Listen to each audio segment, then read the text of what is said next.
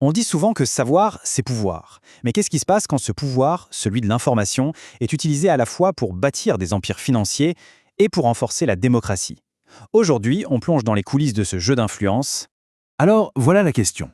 D'un côté, la quête du profit à tout prix. De l'autre, la défense de l'intérêt général. Deux mondes que tout semble opposer, et pourtant, ils partagent un défi, une méthode quasi secrète. Eh bien la réponse, c'est qu'ils partagent cette même compétence fondamentale, l'art de ce qu'on appelle la veille. Attention, ce n'est pas juste observer passivement, non, c'est une surveillance active organisée pour anticiper, pour décider et surtout pour agir. Allez, commençons par l'arène où ce jeu est le plus féroce, le monde des affaires, un univers où tout est question de profit et de domination du marché. Dans le jargon de l'entreprise, ça porte un nom, la veille stratégique. L'idée est simple mais redoutable. Garder un œil en permanence sur les concurrents, sur les tendances, sur les clients, pour toujours avoir un coup d'avance. C'est une véritable machine de guerre de l'information, toujours en alerte et entièrement tournée vers l'action.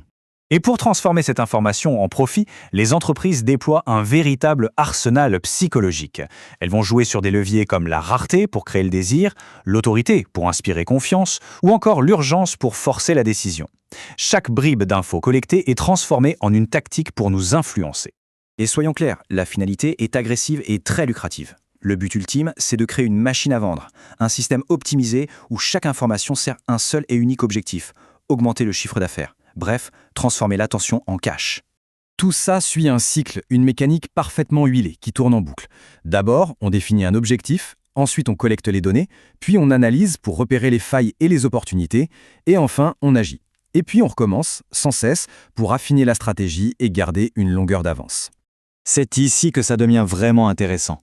Parce que si ces méthodes sont si puissantes pour générer du profit, que se passe-t-il si on change l'objectif final? Que se passe-t-il si le but n'est plus l'argent, mais le bien commun? Alors maintenant, on va passer de l'autre côté du miroir, pour voir comment ces mêmes outils peuvent être réappropriés au service de l'intérêt public. Et voilà son double, son miroir, la veille citoyenne. Le principe est exactement le même. C'est une surveillance organisée de l'information. Sauf qu'ici, on ne surveille pas un concurrent, mais l'action publique. Et l'objectif, ce n'est pas le profit, mais la transparence et la bonne santé de notre démocratie.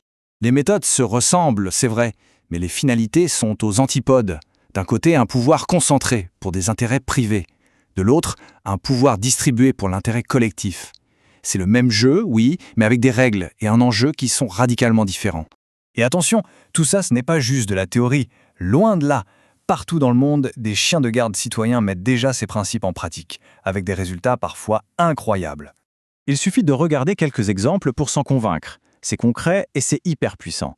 Au Kenya, la plateforme Ushahidi permet de cartographier les crises en temps réel grâce au signalement des citoyens. Au Brésil, une intelligence artificielle traque la corruption en analysant les notes de frais des élus. La technologie, ici, devient un véritable outil au service de la démocratie. Et là, c'est frappant. Le cycle est presque un copier-coller de celui des entreprises. Sauf que la dernière étape, elle change absolument tout. Au lieu d'une campagne de vente, on a la diffusion publique. Le but n'est pas de vendre un produit, mais d'informer, d'interpeller et de mobiliser pour exiger des comptes. En fait, la révolution numérique a mis un véritable arsenal entre les mains des citoyens.